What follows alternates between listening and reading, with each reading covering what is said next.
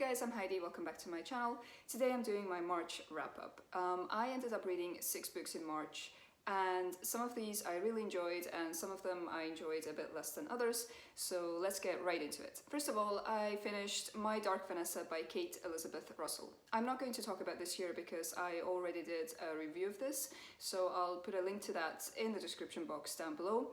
But I was very impressed with the writing. I think it did what it set out to do very successfully, so I definitely enjoyed this one. I then finished reading Luck in the Shadows by Lynn Flewelling. This is the first book in the Night Runner series, and I read this as part of Scala Long, which is a read-along, and we're reading one book each month from the Night Runner series. We follow two main characters, Alec and Sergil.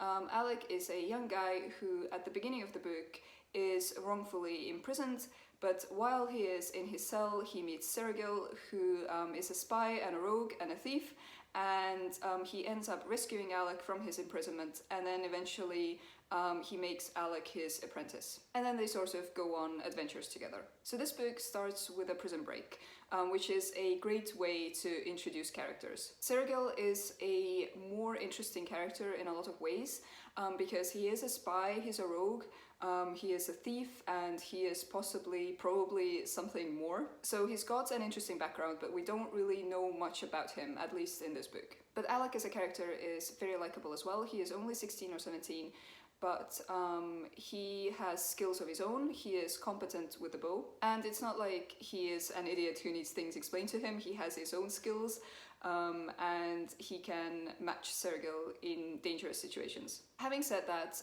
there is what you might call info dumping in this book. Because Alec is relatively new to being a spy and a rogue, he has things explained to him, and Sergil uses those opportunities to explain a lot of the lore of the world to Alec. And I actually liked it. I usually don't really like info dumping much, but in this case I didn't mind it at all, mostly I think because I find the world interesting. I think it's also because as Sergil's apprentice and as someone from the north, it makes sense that Alec is not really aware of everything that goes on in the world, and I was actually happy to learn alongside Alec. If you look on Goodreads and elsewhere, this gets put into the romance category a lot. But this book focused mostly on Alec and Sergil's developing friendship and the sort of adventures that they were having. It's clear that there is going to be a romance eventually, but I liked how slow burn it was. I really enjoyed reading about the spying and the sneaking and just learning about the world. The only thing I noticed was that the dialogue was a bit awkward at times, and the plot jumps around a little bit, and the pacing was a tiny bit off. It was very slow at times and very fast at others, but overall none of these things bothered me too much. And actually I've already finished the second book as well. I finished it about a week ago and I enjoyed it even more than I did the first book. So I will definitely be continuing with the series, and I'm already really looking forward to the third book. I then finished reading Dreamer's Pool by Juliet Marillier. This is the first book in the Blackthorn and Grimm series. I buddy read this with Chris from Chris Bookish Cauldron, and we both ended up really enjoying this. We follow two main characters. Blackthorn is a magical healer who has been wrongfully imprisoned at the start of the book, but in exchange for escaping her imprisonment, she agrees to set aside her quest for revenge against the man who wronged her and to become a healer once again. She is accompanied by Grimm, who is a very large silent man, and together they travel to Dalriada, and they are duty bound, or well, Blackthorn is duty bound to the Fae to help anyone who asks for her help for 7 years. At the same time, Oran, who is the crown prince of Dalriada, has awaited the arrival of his future bride, Lady Flidis. He has seen her portrait and they've exchanged letters, but when she arrives, she looks like her portrait, but she is nothing like the person from the letters. And Blackthorn and Grimm need to figure out what is going on. Like Luck in the Shadows, this also starts with a prison break, and the effect was similar. You are immediately drawn to the characters and their struggles. It reads like a fairy tale, but the writing was thankfully not too much. It wasn't overwritten, which fairy tale retellings especially sometimes tend to be. The plot was a lot more simple than in the fantasy books that I usually read, and it was easy to figure out. But overall, it was written in a way that made it very enjoyable. The characters were very good, Grimm especially. He was a cinnamon roll, and clearly there are dark things in his past which we don't know about yet. So I'm definitely very excited to learn more about Grimm. Blackthorn was quite likable as well, despite the fact that she is consumed by revenge. And I really liked the fact that the two characters were a bit older than characters in fantasy sometimes tend to be. I find that a lot of the characters in fantasy are very young. They tend to be in their late teens or early 20s, but Blackthorn and Grimm are both clearly a bit older. It never states explicitly how old they are, but I was under the impression that they are maybe in their sort of mid to late 30s, and I really, really like that. There were also some very heavy topics in this, including sexual assault, but that was handled well. So yeah, I definitely liked it. It's a bit different from the fantasy that I usually read, and even though the topics were quite heavy, it's a much more gentler read than a lot of the fantasy that gets published nowadays. So I am definitely looking forward to continuing with the series. I also finished Take a Hint, Dani Brown by Talia Hibbert. This is a contemporary romance book, and it is a sort of a sequel to Get a Life, Chloe Brown, except it is a self-contained story and it is focused on the middle sister Dani. Dani is a PhD student who doesn't do commitment. She is very focused on her career, and while she does like sex, she is not much for romantic relationships. She is friends with Saphir, who is a security guard at the building where Dani works. Saphir is a big softie who reads romance novels and wants a happily ever after. And during a fire drill, Saphir rescues Dani, and a video of that goes viral. Everyone thinks they're in a relationship, and it turns out that Saphir's sports charity for kids could really use the publicity, so they decide to fake date. It was fine. Dani was quite easy to identify with. She is a huge nerd who is very focused on her work, and she had had disappointing relationships in the past, so she had decided that relationships were not for her. It made sense, sort of, but at the same time, her commitment issues were super frustrating. It took forever for her to realize that it's okay for her to have feelings for Saphir, and Saphir, of course, was endlessly patient because he was a cinnamon roll. The story itself was kind of boring.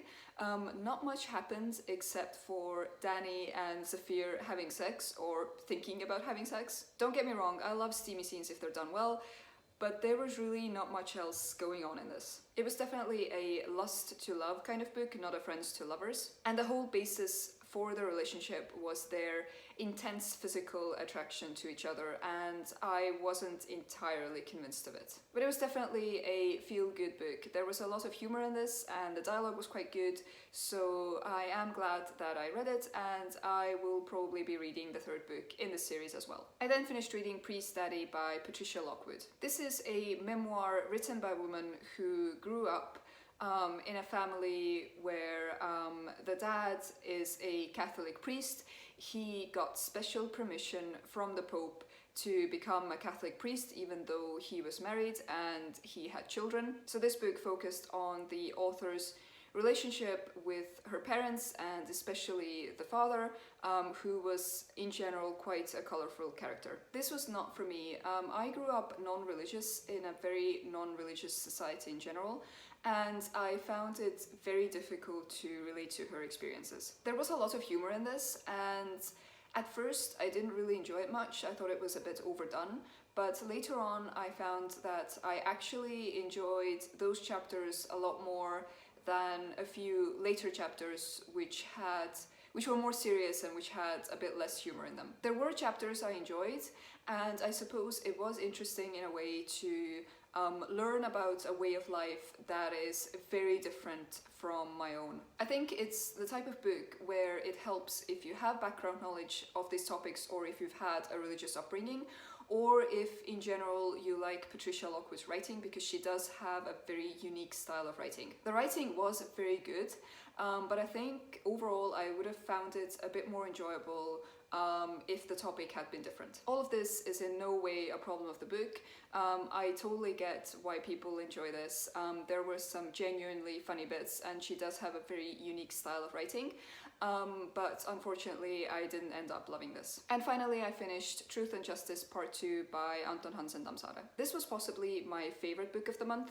I know I put it on my April TBR, but I ended up enjoying it so much that I managed to finish it in March. This is part of the Truth and Justice Pentology. It was written between 1926 and 1933, and it deals with the evolution of Estonia from a province of the Russian Empire to an independent republic. We see this primarily through the eyes of a single character, and the plot takes place between around 1870 to about the 1930s. The main protagonist is Indrek, who moves from his father's farm to a city, and there he goes to school, he witnesses uprisings, he gets married, he tries to reconcile sort of the ways of life of the urban middle class and the peasantry, and in the end he decides to return to his roots. The first part is actually not written from Indrek's perspective at all. It is mostly focused on his father Andres. Andres in the first part is a young man himself, and he decides to buy a new farm at the end of the 19th century. He fights with his neighbor and he tries to pursue his dream of building a future for himself and his family, but he ends up corrupting his soul and pushing away his family with how relentlessly he pursues his version of truth and justice. So we follow his journey basically. In the second book, the main protagonist is now Indrek, who is one of Andres' sons. He is born at some point during the first part, but in the second book he is now 18 or 19, and Andres scrapes together enough money to send him to school in a city. And the whole novel deals with Indrek's experiences in the city and in the school. He has his own struggles. He is also searching for truth and justice, and he is trying to make sense of his beliefs, and we see what is happening mostly through his eyes. The side characters in this are very good, especially the teachers, who are all very colorful. The language in this is excellent. Tammsaare is possibly one of the best writers when it comes to using the Estonian language. It was a pleasure to read. Indrek grows as a character. He is very much an introvert, and he is sort of floating around and trying to make sense of what is happening around him. He becomes more and more assertive until he finally arrives at what he thinks is his own truth, and he acts on it as well with some interesting consequences. One of those consequences is possibly related to him erasing someone else's truth, and him realizing that he didn't really have the right to do that. One of the overarching themes of this book was the issue of the Estonian language and culture, and its right to exist among the languages and cultures of Europe. This wasn't a given at the beginning of the 20th century, but there were people fighting for it. So this series has an intimidating reputation in Estonia. The first part is usually assigned reading in a high school, which I don't really agree with. Tammsaare didn't write this for kids. It is quite a brutal read. It's not gentle at all. Children and people are dying of diseases. The sort of conditions in which people lived were quite harsh. It's got long descriptions of how farming was done at that time, and there is a lot of philosophy, which for most 16 and 17-year-olds is possibly not that interesting. So people usually find that they appreciate it a lot more when they read it as adults. And the second book is not as brutal, but it is even more philosophical than the first book. The pacing in this is quite slow, but the writing is truly excellent. And I would definitely encourage anyone to pick up this series. It is without a doubt one of the best, if not the best, of Estonian literature. So yeah, I definitely plan to continue reading this series. So these were all the books that I read in March. Let me know if you've read any of these and what your thoughts were. Thank you so much for watching, and I will see you in my next video. Bye!